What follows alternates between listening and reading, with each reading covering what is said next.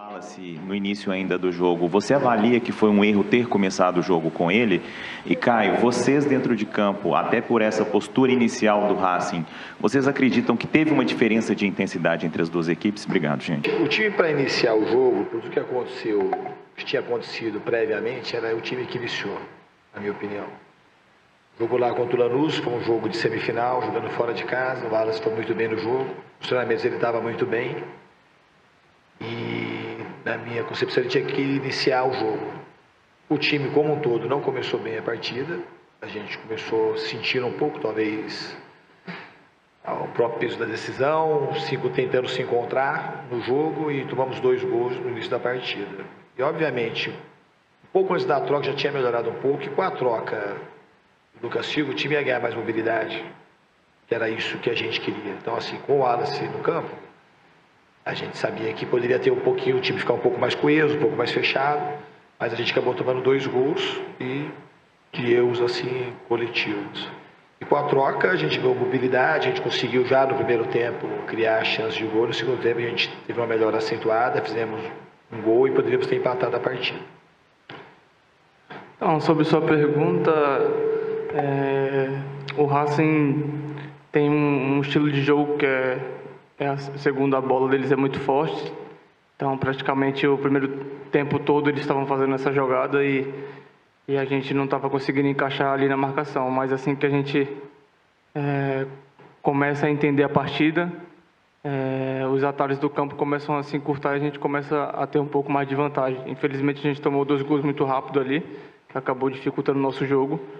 E assim que a gente volta para o segundo tempo, a gente consegue ficar mais com a posse de bola, consegue mais atacar o espaço e consegue controlar um pouco. Obrigado. Diniz e Caio, boa noite.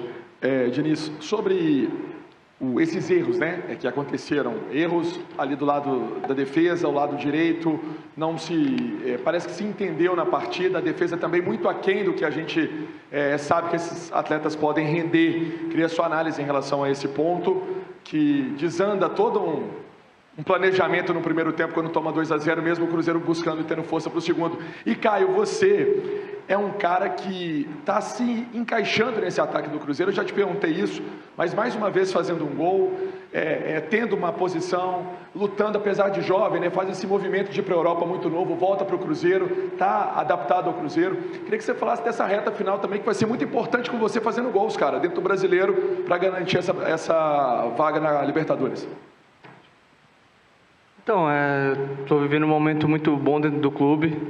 Assim que eu chego, tenho um pouco de dificuldade ali, porque eu estava de férias e acabou dificultando um pouco meu ritmo de jogo, mas assim que eu pego o ritmo de jogo, entrosamento com a equipe, as coisas começam a fluir com mais facilidade.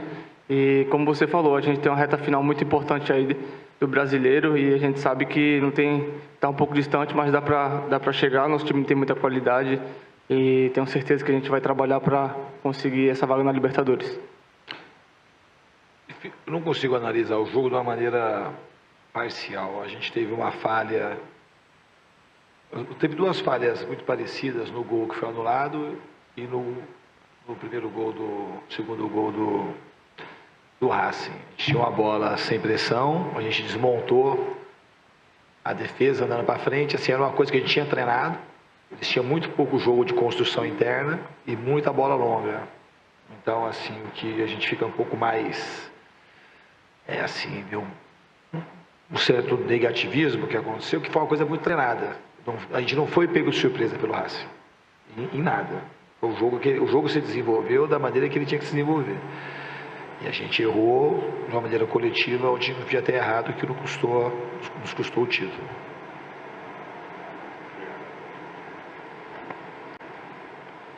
Boa noite, Diniz. Boa noite. Martín Leiva para la Bola Sport New York. Infelizmente, no jogo tem vencedor e tem perdedor. ¿Você qué tem para decir a Costas en este momento que él está sintiendo la joya de la victoria como você tiver el año pasado com Fluminense? Muito obrigado. Eu acho que tem que dar os parabéns. Acho que o Racing mereceu. Lutou para chegar, chegou bem na final e ele embora eu não conheça pessoalmente, além de ser um grande treinador, parece ser uma grande pessoa. Então, só quero dar os parabéns, que foi uma conquista justa e merecida. Obrigado. Por favor. Ainda um pouco sobre a alteração. Você já vinha preparando esse Cruzeiro há um bom tempo, né? Quando você faz a alteração, você abandona o trabalho que foi feito durante os últimos dias. Por que você abriu mão disso?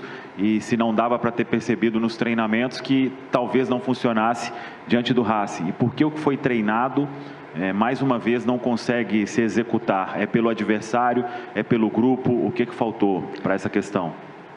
Então, Samuel, essa pergunta, assim, depois que aconteceu, ela é sempre fácil. Você podia falar assim, replicar assim, por que contra o Lanús deu certo? Hoje deu errado.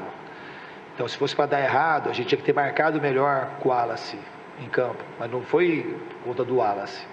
A gente tomou 2 gols por quando a gente teve uma falha defensiva. E 2-0 que deu uma... Se o jogo tivesse ficado 0-0, tudo bem. A gente tivesse com dificuldade de criar, de mobilidade, alguma coisa assim. Mas a gente tomou 2 gols e isso fez eu mexer o time. E para ganhar mais, precisava mexer, não quis esperar o intervalo para fazer a mudança. E eu sabia que com o Lucas Silva ia ganhar mais mobilidade. E era uma aposta que a gente tinha também que podia. E se eu tenho o Lucas no banco, se alguma coisa desse errado, eu tinha o Lucas para voltar. Se eu saio com o Lucas direto, assim, não sei se o Lucas ia aguentar o jogo todo. Então, assim, era uma estratégia, eu não me arrependo do que eu fiz. Eu acho que, assim, o jogo, do jeito que aconteceu lá contra o Lanús, com o Wallace, com o Romero, com o mesmo time, foi um jogo bastante consistente. O Wallace também jogou bem, o Wallace tinha treinado muito bem. E o time, coletivamente, não estava bem no começo da partida. Depois, um pouquinho antes da fazer a alteração, o time já tinha melhorado. Então, depois que acontece, é mais fácil fazer a avaliação. O jogo aconteceu e eu fiz a mudança que eu tinha que fazer. Você podia ter percebido? Podia ter percebido, podia ter começado. Podia ter começado com o Luz, podia ter dado errado também. A gente ia estar falando porque o resultado podia ter acontecido. O futebol é um jogo que a gente não tem precisão. Então, não me arrependo daquilo que... o time que tinha que iniciar o jogo para essa partida, na minha concepção, era aquele.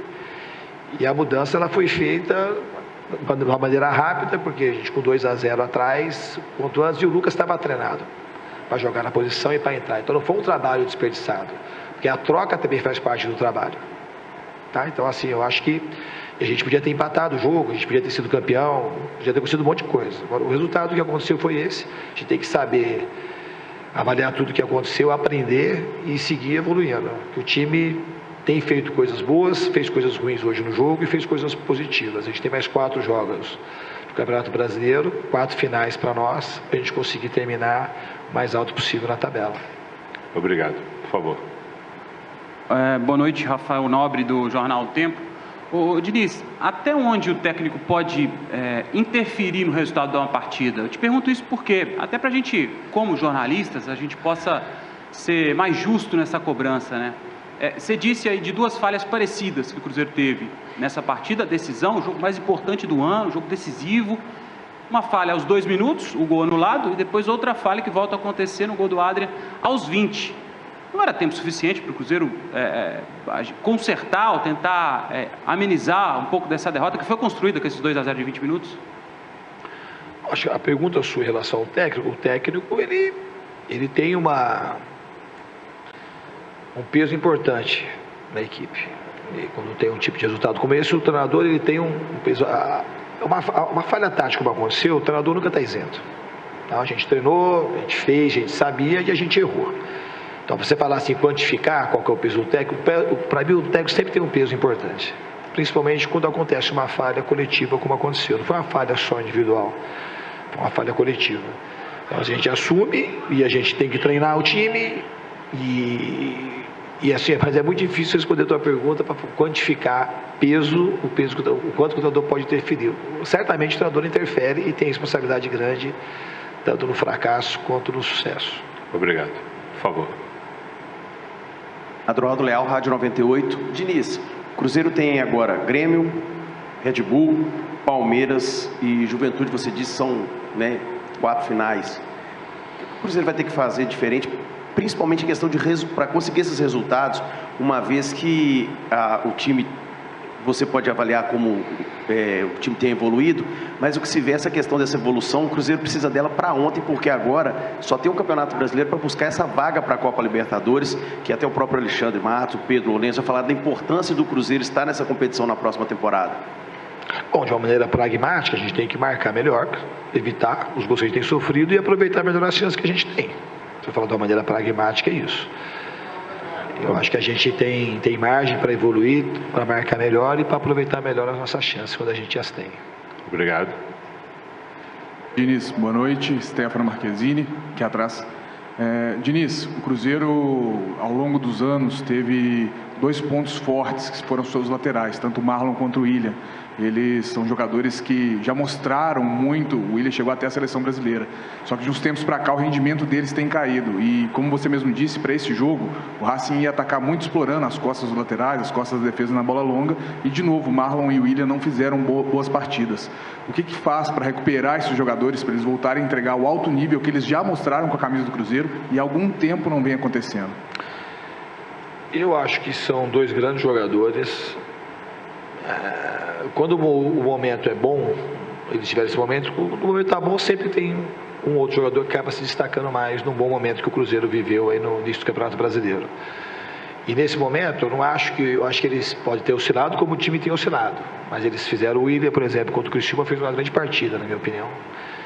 E o Marlon tem feito bons jogos também. Eu não consigo falar assim, os laterais, eu acho que o Cruzeiro tem 2 grandes laterais, e a gente conta, eu confio muito nos 2, desde quando eu cheguei aqui, e eles têm ajudado a equipe. Tá? Não é uma coisa individual, não dá para tratar de uma maneira individual. Os erros que aconteceram hoje têm falha coletiva. O time errou na abordagem da pressão na bola, errou na subida da linha, errou no recuo da linha, errou na recomposição, e por isso que nós tomamos gols. As 2 últimas perguntas, por favor. Vai. Boa noite, Diniz. Mike Costa, do Trivela. O Cruzeiro tem tido nessa temporada uma dificuldade em recuperar jogos, né? Quando sai perdendo, foram poucos jogos que o Cruzeiro conseguiu a virada. Mas eu nem digo de partidas em si, mas de todos os jogos do campeonato em si. Como fazer esse Cruzeiro levantar a cabeça? A gente viu jogadores muito isolados, Matheus Pereira, Romero, para que consiga se recuperar na temporada e conseguir essa vaga na Libertadores. Qual vai ser esse trabalho psicológico? Obrigado. Eu acho que hoje a reação dos jogadores é que tem que ter mesmo. Perdeu uma final de campeonato, tem que ficar muito triste, sentir bastante, é sofrido, e a gente tem aí poucos dias para poder se recompor e decidir fazer mais um jogo, como se fosse uma final contra o Grêmio, que de fato são 4 finais que a gente tem pelo Campeonato Brasileiro. Alguém mais? Aqui, por favor, na frente. Boa noite, Gustavo Zupac, da ESPN. A gente sabe que a reconstrução do Cruzeiro, ela não dependia da final da Copa Sul-Americana, né? Claro que seria melhor vencer do que perder, mas na verdade é o contrário, né? Estar na final da Sul-Americana é consequência da reconstrução do Cruzeiro. Mas pelo que você já conheceu do clube nesses 2 meses, qual é o risco de uma derrota doída como foi a de hoje ter algum tipo de interferência no andamento das coisas dentro do clube? Eu não vejo risco do andamento nas coisas do clube e também não me preocupo com isso. Eu acho que assim, tem muito valor o Cruzeiro voltar a disputar uma final de um campeonato tão importante quanto a Sul-Americana, depois de tanto tempo. É um time que nesse ano teve um momento no Campeonato Brasileiro excelente, depois teve uma queda e tem oscilado mais nos resultados do que no desempenho dos jogos. Então o trabalho ele evolui. E a gente espera nessa reta final, nesses 4 jogos, a gente se recompor rapidamente do que aconteceu hoje para a gente terminar muito bem o campeonato. Muito obrigado.